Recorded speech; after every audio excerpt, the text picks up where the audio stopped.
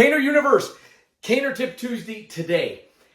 A misunderstood CaneFlow move that actually one move teaches multiple principles and applications. A warm welcome to those of you, especially if you're here for the first time. Listen, before we both forget, if you love the content, go ahead and hit the subscribe button and that little bell icon so that you don't miss any future content. Avail yourself of the free resources. The most important one by far is the no-cost Cane Clarity Call. Text the letter CCC to the number on the screen in less than 24 hours. We will be in a phone call with you discussing, finding out why it is that you're even watching this, what attracted you, and more importantly, give you a blueprint, an action plan where you can actually get cane trained wherever you reside and answer all your questions regarding canes, the cane culture in general. It's going to save you tons of time, funds, and frustration trying to figure this all out on your own. Also, we have Facebook groups, private Facebook groups. They're open now to the general public. Read the description below, request entry. They will let you right in. So what is this one CaneFlow move? There are many, but let's choose one. The one I'm going to share with you today is something called a waist loop. And it's not like you might take it. A person sees it, so you might see a caner doing a flow and suddenly he does this. So he's moving the cane from one side to the other at the level of the waist. There's different types of loops. This one in particular, which is, you look at it, say, why would anybody do something like that? But again, if you've been following along, you know that CaneFlow and ACSD in general is not linear thinking, meaning you would never do this in an actual confrontation. I would get away from that because that's not what it's about. Flow needs to be, the educated caner understands and knows how to read that flow. What does this actually mean? So this is a move that teaches several things. I'll focus on three here, but it gives you two perspectives. The first one is the perspective from the front, which is one of distance. For instance, you find yourself, whether your opponent has an impact tool, they draw a knife, your greatest is going to be distance. Just stand without drawing, just the mere fact. And just this concept, notice that it goes from one side here. This is called the half body. You're moving from half body to half body off the line. The waist loop is not done here in place. You can start drilling this. This is a kinesthetic exercise so that you can find the cane, right? It's a form of brain training without having to look the cane into your hand. That's one form of training.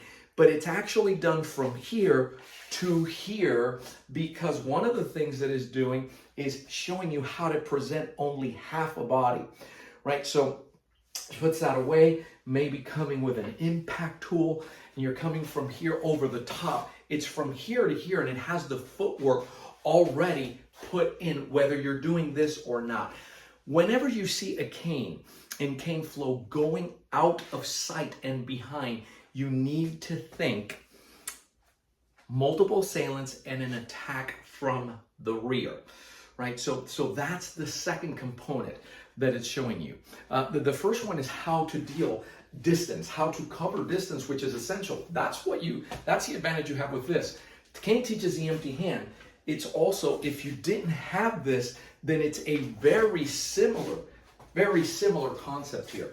Let's take a look at the concept of the attack from the rear. It's the whole idea that I understand that I'm dealing with you here, but as I'm dealing with you here, I may get caught here, right? Somebody may be trying to contain me. Somebody may be pulling the shoulder to open me up. See how you respond here? So I know that something happening away from my vision, and hey, I have to respond to this. The actual movement of the cane and how you do this, which involves internal rotation, especially up here in the shoulder. So if some of you have injuries, coaches know how to modify this for you, but it's an internal rotation. The cane teaches the empty hand, actually shows the position of the hands that you're going to have. Well, before we even had, boy, she's escalating to, that's going to be part number 3 to a knife. But it shows the positioning here, right? Well, that's a lock.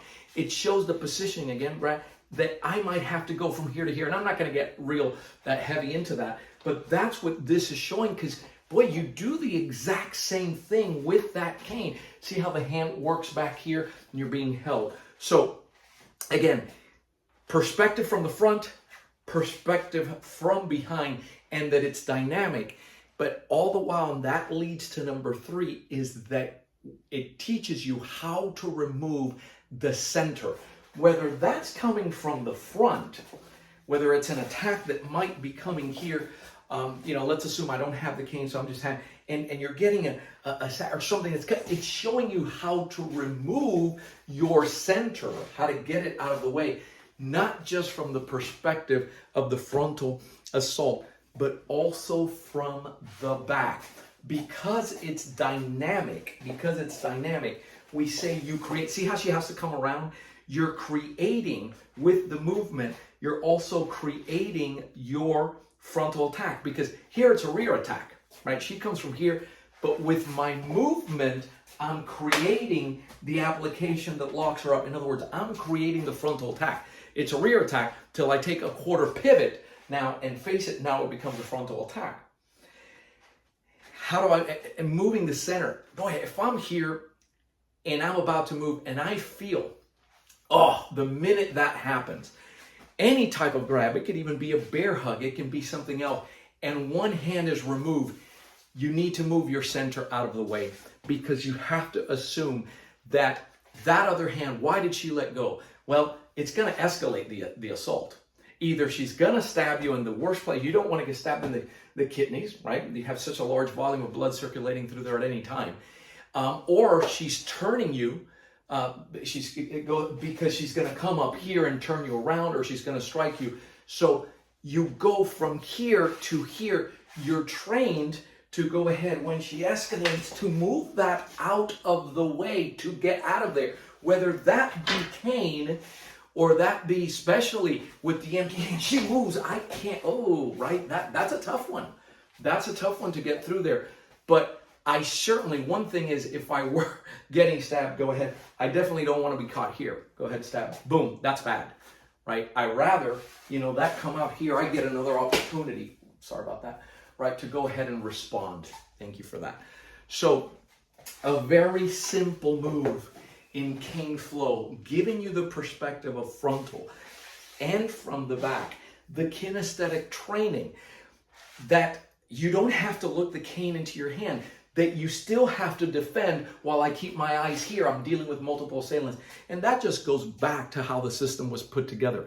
It was put together primarily to deal against knives and multiple assailants, right? So that should give you some insight, so that when you see all this handling going on, you don't think so linear and you say, wow, that's just pure striking. Why do they go in there and turn? Why do they do this dance? Well, hidden in the dance is the key and the blueprint to the application. The beauty of it is, I can do this out in the park, I can do this, and never does it look like, boy, that guy's aggressive. He looks like he might hurt somebody with the cane.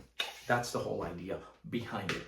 How do you learn this? There's a structure, there's a beginning, there's a foundation, there's fundamentals, there's step by step.